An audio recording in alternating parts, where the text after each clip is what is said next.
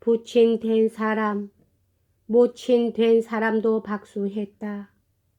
위쪽의 여자 좌석에서는 요란스레 외치는 소리가 들려왔다. 손수건을 흔드는 사람도 있었다.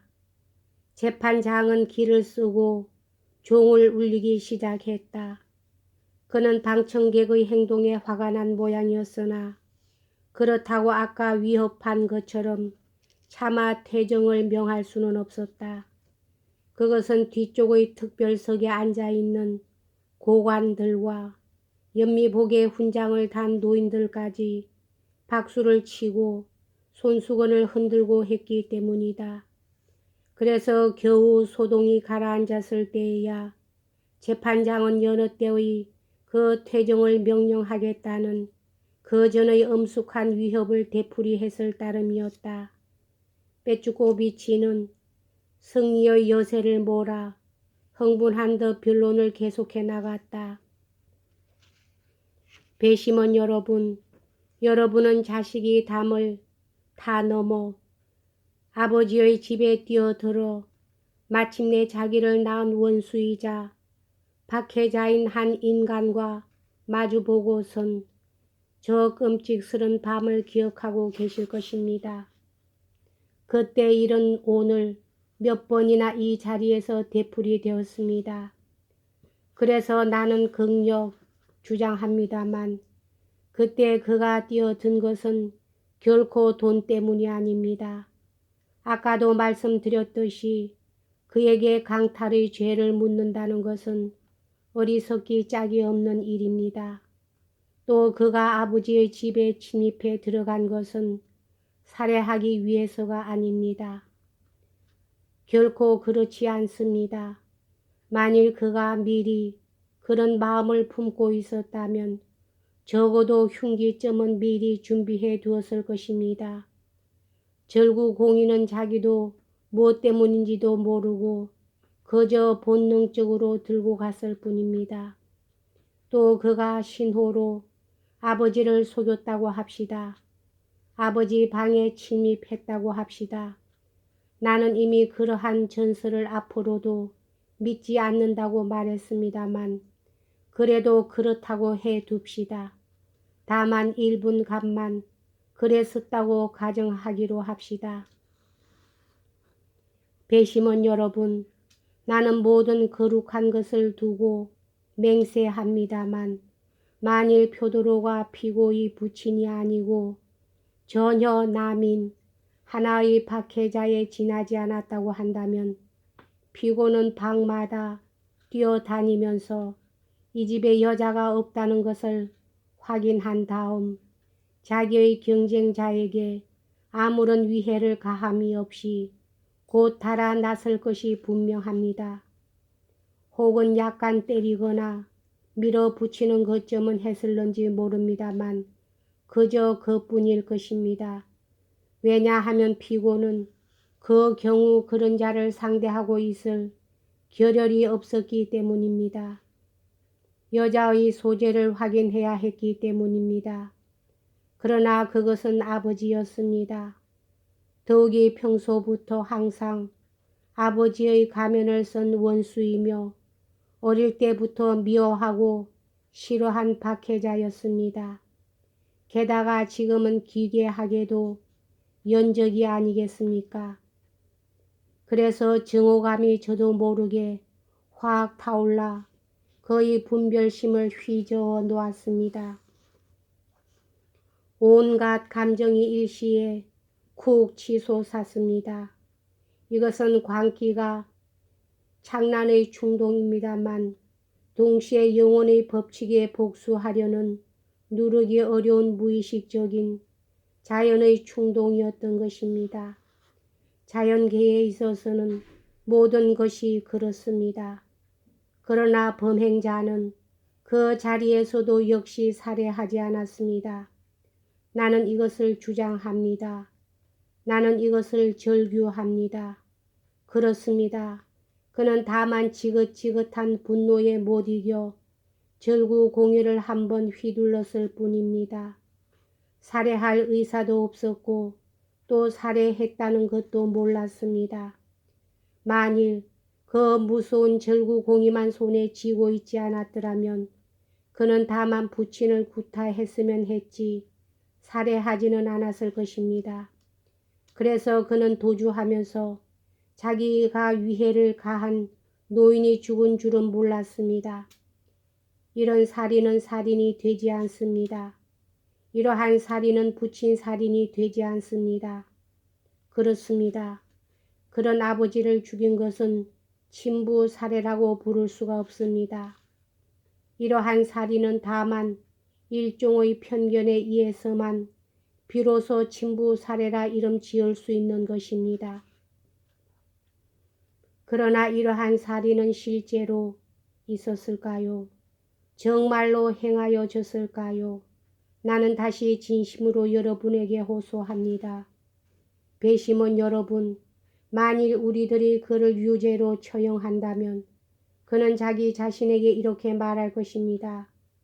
이 사람들은 나의 운명을 위해서, 나의 교육을 위해서, 나의 인간 형성을 위해서 아무것도 해주지 않았다.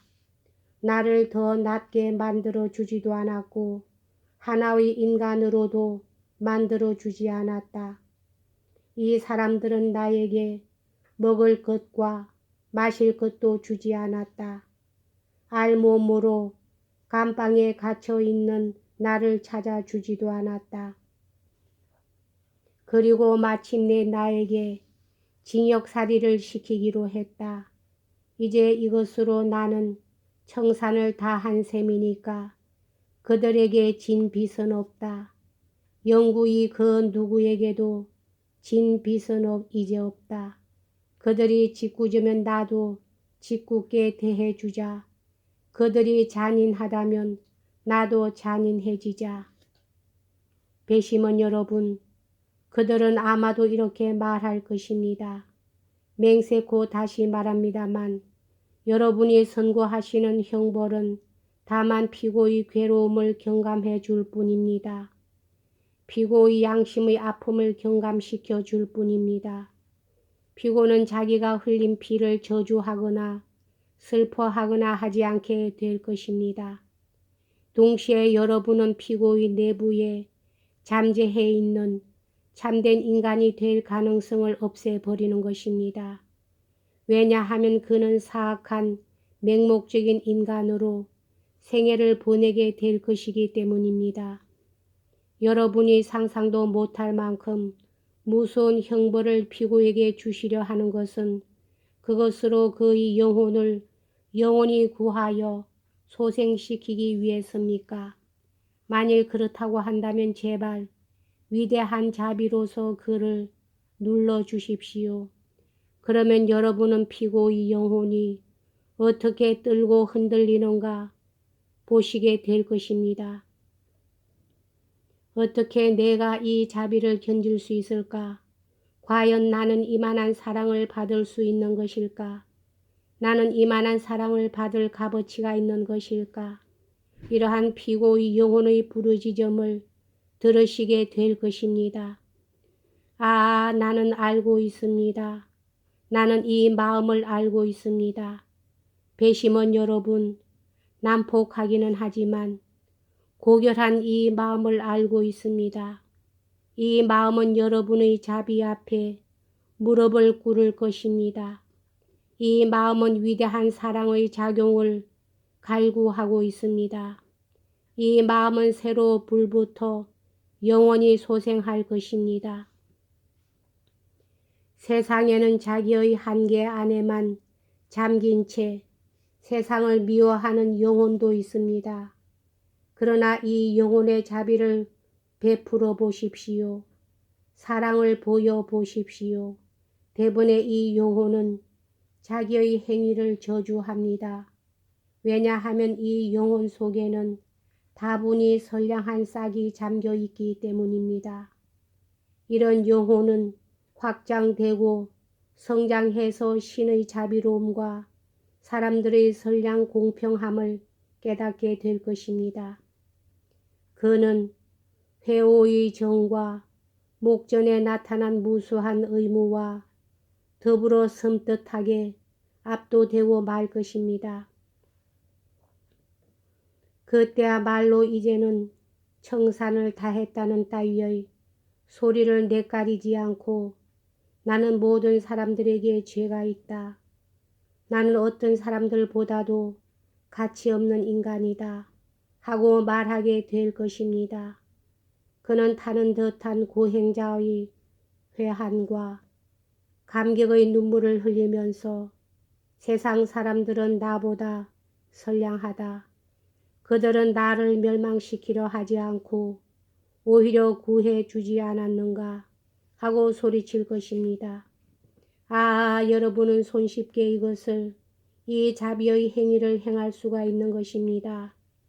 왜냐하면 조금도 진실에 가까운 증거가 없는데 그렇다, 유죄다 하고 선고한다는 것은 너무나도 괴로운 일이기 때문입니다. 한 사람의 죄 없는 자를 벌 주기보다는 오히려 10사람의 죄 있는 자를 용서하라. 전 세계의 영광된 우리나라의 역사가 외친 이 위대한 목소리를 여러분은 들으셨겠지요. 이제 세상 불초 이 사람이 여러분에게 러시아의 재판은 단순한 형벌이 아니라 멸망한 인간의 구제라고 말하지 않아도 잘 아시는 일입니다. 만일 다른 국민에게 법률과 형벌이 있다면 우리에게는 정신과 의의, 멸망한 자의 구제와 부활이 있습니다. 만일 이것이 진실이라고 한다면, 만일 러시아와 러시아의 재판이 이런 것이라고 한다면 러시아의 전진하라 하고 말하겠습니다. 우리들을 협박 말아 주시기 바랍니다. 모든 국민들이 지긋지긋해하며 싫어서 회피하던 저 미쳐 날뛰는 트로이카를 들먹이며 우리를 협박하지 말아 주셨으면 합니다. 미쳐 날뛰는 트로이카가 아니라 위대한 러시아의 전차가 당당하고 용감하게 목적지를 향해 나아가고 있는 것입니다. 우리 피변호자의 운명은 오로지 여러분의 손 안에 있습니다. 우리 러시아의 정의의 운명도 여러분의 손 안에 있습니다. 여러분은 그것을 구하실 것입니다. 여러분은 그것을 수호하실 것입니다. 여러분은 정의를 수호하는 사람이 존재한다는 것을, 정의가 선량한 사람의 수중에 있다는 것을 입증하시게 될 것입니다. 여기까지 하겠습니다.